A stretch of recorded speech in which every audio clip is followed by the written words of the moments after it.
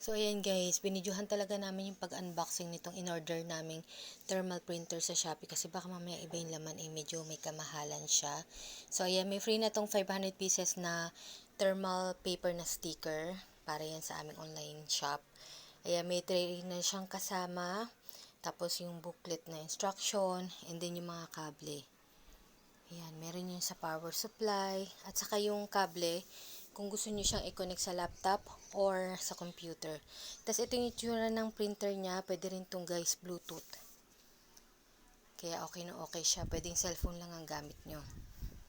Yung itsura niya, may butas siya sa likod. Tapos sa likod din lalagay yung mga kable guys, ayan o. Yan. Tapos, pag bubuksan nyo siya, yung dalawang blue sa gilid, ano nyo lang pa forward para bumukas. Tapos, ito yung tray. Buuin lang yung tray. Hindi ko binasa yung instruction kung paano siya buuin. Kinapaka ko lang. Mali pa nga yung unang lagay ko dyan. Kaya, binaliktad ko siya. Kasi mali pala.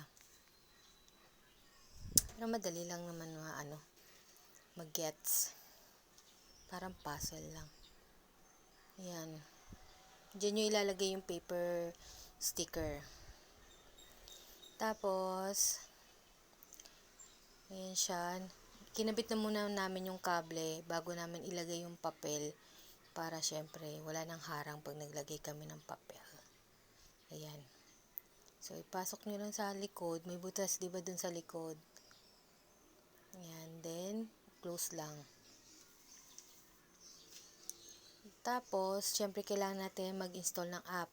Punta lang sa Viber account nyo. Tapos yan sa 3 dots sa baba para sa punta kayo sa pinaka-account nyo. And then sa upper right, merong QR scanner. Yan. Ano yun nyo lang yan. And then, ayaw kasi. Ayan. And then, itatapat nyo lang yung QR code na nandun sa booklet. Then, i-open nyo lang yan, guys.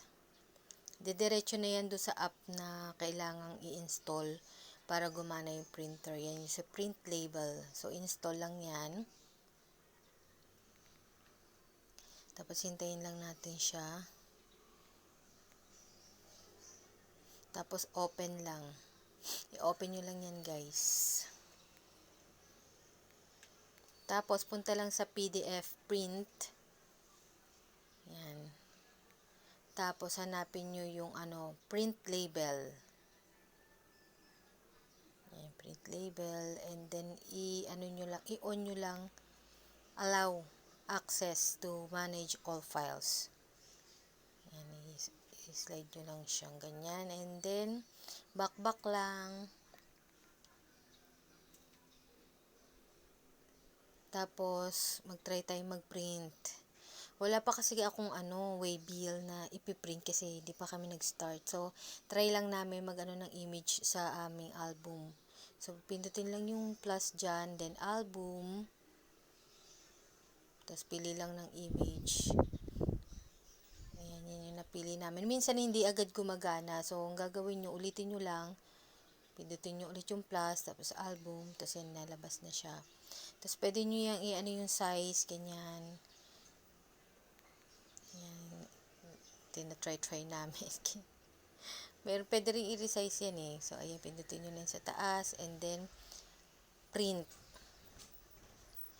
Tapos, pagka halimbawang print, tapos, nakalagay dyan not connected, i-connect nyo muna yung sa Bluetooth.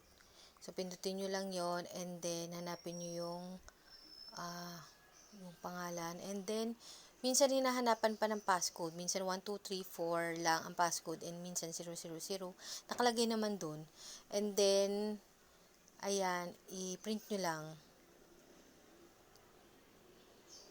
Tapos, ayan na siya. Hintayin nyo na lang na mag-print. So, hindi siya masyadong maganda sa mga image. Okay lang talaga yung ganito mga thermal. Pag yun sa mga text. Kasi, ayan, hindi siya ganun kaganda pag sa picture. Ito yung una naming pinrint na testing namin. Ayan, mas hindi close up. Ayan. Try na lang namin guys kapag may waybill na kami.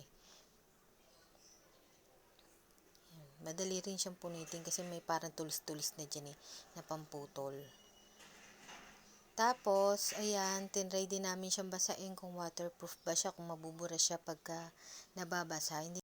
So, yan, hindi naman siya guys nabura kahit na ang tagal namin siyang pinadaanan sa tubig sa gripo.